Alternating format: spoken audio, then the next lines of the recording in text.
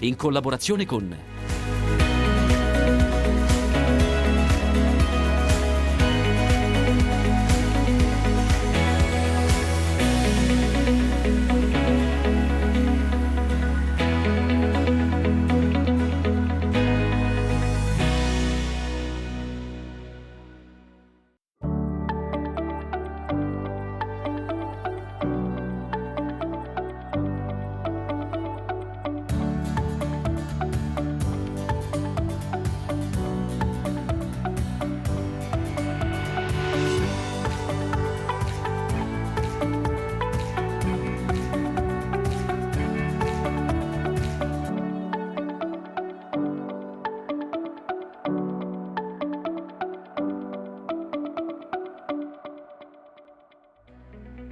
La puntata di questa settimana ci porta nelle Langhe, territorio splendido, patrimonio UNESCO. Parleremo ovviamente di vino, scopriremo una tenuta storica, la tenuta Fontana Fredda, e poi appuntamento con l'edizione 2024 del think tank di Federunacoma.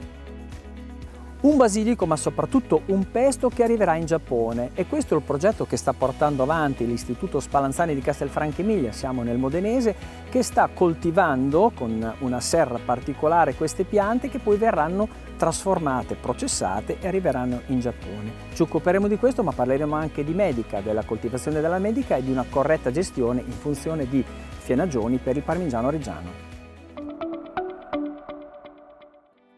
Siamo circondati dalle colline e dai vigneti in uno dei luoghi simbolo dell'Italia del vino. Siamo nelle Langhe in Piemonte, Langhe che insieme a Roero e Monferrato dal 2014 sono patrimonio mondiale dell'UNESCO, che riguarda, per essere precisi, 5 aree vinicole distinte e un castello.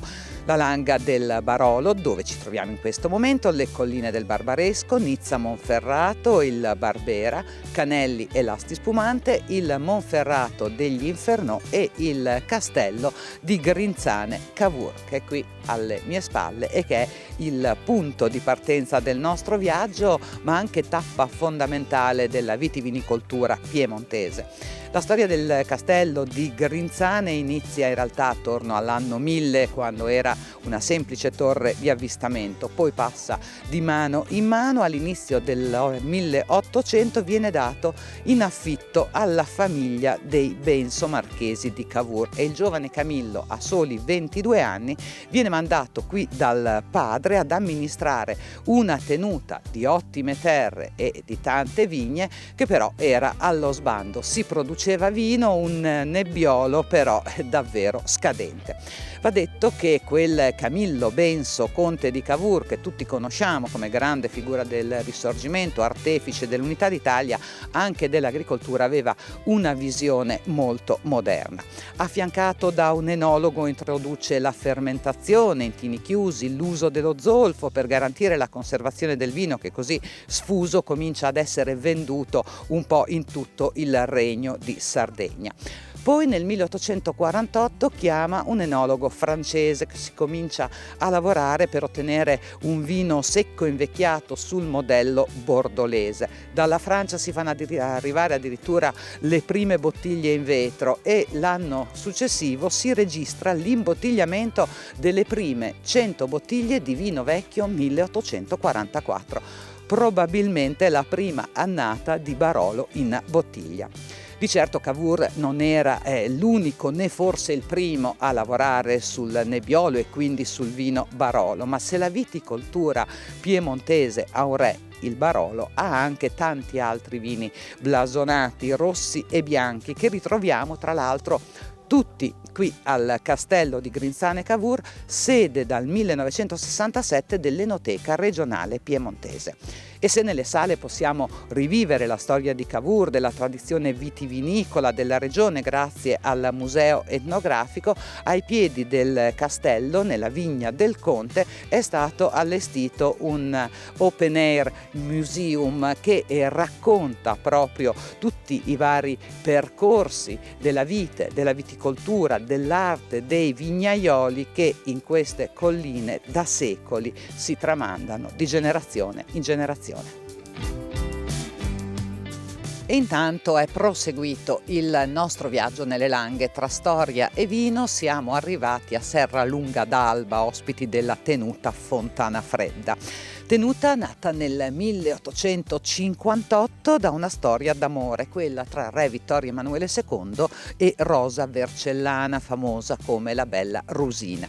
Oggi sono 120 ettari certificati a biologico, su una fascia collinare che va dai 250 ai 420 metri, dove si produce Barolo di OCG, ma anche gli altri vini tipici piemontesi, DOC e di OCG, dal Barbaresco al Barbera, dall'Arnè al Moscato all'Asti spumante. E quello di questa azienda è una storia molto particolare. La tenuta fu regalata dal re alla sua amante, la bella Rusina, appunto, che divenne contessa di Mirafiore. Poi venne sposata dal re con matrimonio morganatico, quindi non ebbe diritto né lei né la discendenza né i figli avuti dal re ai titoli reali, ma comunque la tenuta era la loro. E fu proprio Emanuele Alberto, conte di Mirafiore, figlio del re e di Rosa, a dare vita nel 1878 all'azienda vitivinicola. Un imprenditore illuminato, Emanuele Alberto, che portò tra l'altro il Barolo nel mondo, ma creò anche un'azienda all'avanguardia dal punto di vista sociale, possiamo dire. Negli anni infatti la tenuta divenne un vero e proprio borgo abitato da 250 persone circa. C'erano le abitazioni dei contadini, la scuola, la chiesa, il CRAL, cioè il circolo ricreativo per i dipendenti, e una società di mutuo soccorso, la cosiddetta Fratellanza Agricola Operaia, voluta proprio da Emanuele Alberto. Un periodo di splendore che si arrestò nel 1931. La filossera prima, la grande crisi del 29 poi portarono al fallimento e alla vendita della tenuta. Nel dopoguerra è rinata, è stata venduta, rinasce, si producono grandi vini. Nel 2008 viene acquistata da Oscar Farinetti e Luca Baffigo. È la svolta, arrivano i riconoscimenti internazionali, la conversione al biologico e il villaggio narrante che in 30 tappe fa rivivere ai visitatori i 160 anni di storia della tenuta Fontana Fredda e i suoi luoghi simbolo, la Villa Reale. Qui alle mie spalle il parco con degli alberi bellissimi, secolari, piante esotiche, come ovviamente andava di moda a quel tempo.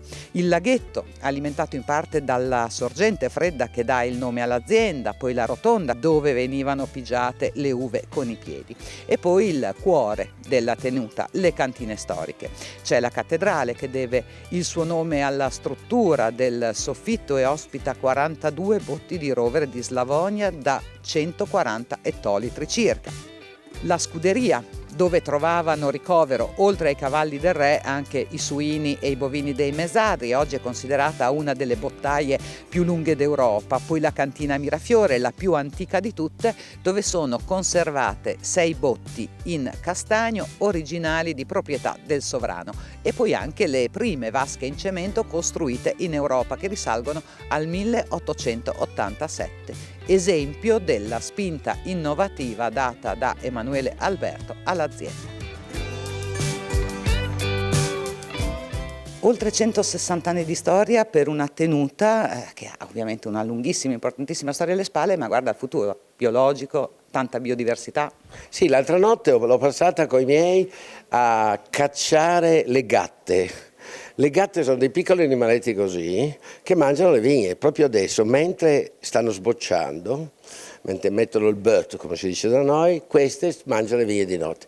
E siccome noi siamo bio e non diamo gli insetticidi, dobbiamo andare a mano a raccogliere di notte. È una storia incredibile. Si vede le vigne con 30-40 persone con la lanterna qua, con la pila sulla testa, che prendono questi animaletti e li mettono in un sacchetto. Per dire come intendiamo noi l'agricoltura. Sì, è una grande fortuna, perché questa roba qui l'ha fatta re Vittorio Emanuele II, l'uomo più ricco d'Italia allora, che quindi ha creato questa meraviglia. Il nostro compito è soltanto quello di tenerla in ordine. Ma è vero che lei qui da giovane, da ragazzo, lavorava per arrotondare durante gli studi? È vero, facevo quarta ginnasio, avevo 14-15 anni e venivo a vendemmiare per 500 lire l'ora, che era un'enormità per noi, per un ragazzino di quell'epoca. ti pagavano 500 lire l'ora e io andavo a comprarmi il toast e la Coca-Cola al bar Calissano di Alba, che costava 500 lire. Quindi ogni ora avrei potuto mangiarmene uno. E sì, venivo e guardavo questa meraviglia. Poi, come sapete, nel 2007 è stata messa in vendita dal Monte dei Paschi di Siena, che ne erano i proprietari, e noi siamo riusciti ad aggiudicarcela. Ci tenevo da matti, una cosa importante perché è la più bella tenuta del Barolo, e da allora abbiamo fatto una grande conversione, l'abbiamo fatta tutta bio.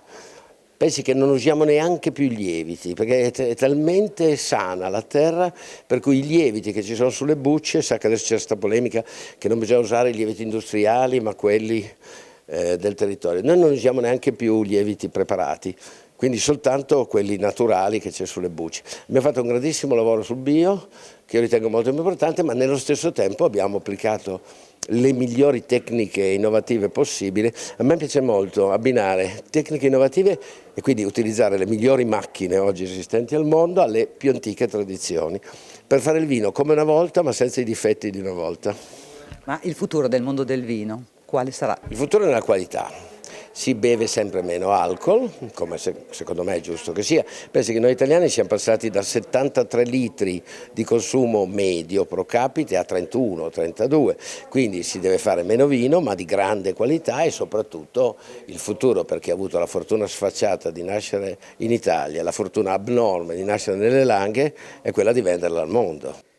La tenuta è ricchissima di storia, di fascino, questo però è un luogo segreto, possiamo dire, ed è davvero il momento di visitarlo, di entrare. Allora, Monica Tavella, responsabile ospitalità per la tenuta Fontana Fredda, dove siamo in questo momento? Qui siamo nella ghiacciaia e questo luogo nasce nel 1881. Era il frigorifero della Villa Reale dove venivano conservati i cibi in attesa di essere cucinati, quindi la selvaggina che recacciava, ma anche questa famosa gallina all'aglio che lui voleva gli venisse cucinata. Oggi questo luogo ospita le nostre preziose bottiglie di spumante metodo classico Altalanga, uno spumante che deve fare questa seconda rifermentazione in bottiglia e deve rimanere per 36 mesi sui lieviti, e quindi ecco che qui abbiamo il Contessa Rosa Rosé, il Futuro Gattinera e il Blanc de Blanc, che sono tre delle nostre eccellenze, tre delle nostre preziose bollicine prodotte in Piemonte e in Langa. Certo. Ovviamente una ghiacciaia, per forza siamo a 2 passi dal laghetto, quando il laghetto gelava si prendeva il ghiaccio da lì e in più si recuperava la neve attorno. Come funzionava? Veniva buttata dentro, portata dentro? Venivano messi blocchi di ghiaccio all'interno di questo foro che avete visto, si aggiungeva la neve e per tutto il periodo